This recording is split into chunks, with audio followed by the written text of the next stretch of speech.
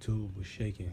It's your boy, Sir V, aka that OG, back up in the spot. This is gonna be just a quick vid for y'all, man. So I came down to visit my mom's, and on the ride down, I had to do some night driving. And in doing some night driving, I realized that my headlights were pointed too damn low to the ground. Like I couldn't see shit. I maybe was able to see like 5, 6 feet ahead of me, if even that. And that with doing 75, 80 miles, that shit was no bueno. That shit was like the illest thrill ride of my life last night. So just to give y'all a quick glimpse, put that glass down. What you're gonna look for in your headlight is the adjuster bolt. And let me take my screwdriver right here, and this bolt, it's gonna be this screw right here. If you can see where my Phillips head screwdriver is, that, get over here, that screw right there at the top, this is your main adjuster to raise and lower like the angle of your headlight. So if your headlight might be a little too far off, like as far as you lowering your vehicle and now it's really pointing farther to the ground because you're lowered, I would just suggest you're gonna turn it to the right. So turning it to the right is actually gonna raise the headlight. Yeah, so if you have a cold air intake, it would really make this really simple for the driver's side. And I mean, the passenger side, all you have to do is take off your top cover. But I mean, if you have the stock air intake and you really have to go through taking all of that out. So this is what I want to show you too. Look at the headlights. You see how off that looks? I actually just adjusted the driver's side, right? Doing exactly what I told you guys. So just see where the passenger side is looking down towards the bottom, and you see how the driver's side is coming up. What I'm trying to do is just raise the passenger side at least to cover that whole first paneling, and we should be good. So let me just do some adjusting and try to catch that on camera at the same time. Check it out. So see,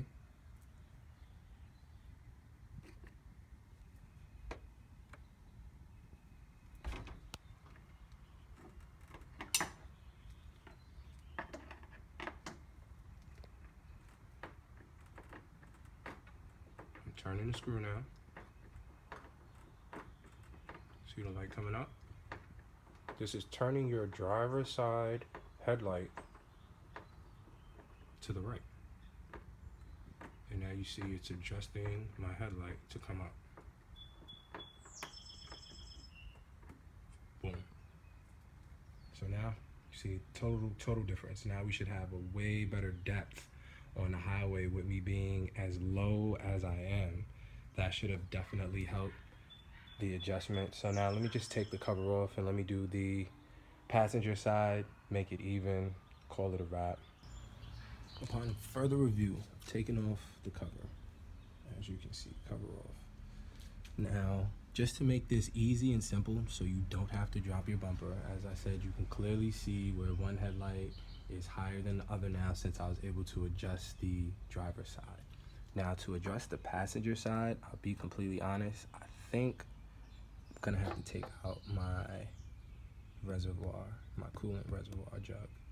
And that should give me more than enough space to just reach down with my Phillips head screwdriver and call it a wrap. I mean, I can use this little one or I can use my bigger one. Either way. But that's what you need. This is with the coolant jug out, and now you have full access. Boom, right here. That is, oops, we do like that. That is the bolt that you want to get to. Same thing that I did to the driver's side, I'm doing it to the passenger side as far as tightening it, and righty tighty, lefty loosey. So I'm going to the right, tightening it, and you can see the light is coming up. It was pointed all the way at the bottom of the white. Now I'm gonna see if I can make it even with that. And I actually found that with this side, using a decent size extension with your ratchet 10mm socket it actually is way better and way easier on the passenger side. So, I mean, you can use it for both sides, but I just found, for me, that's how it worked. Just because, again, I didn't have the exact size to fit over on the driver's side. So, yep. All right, too. There you have it. Pretty much almost exactly identical.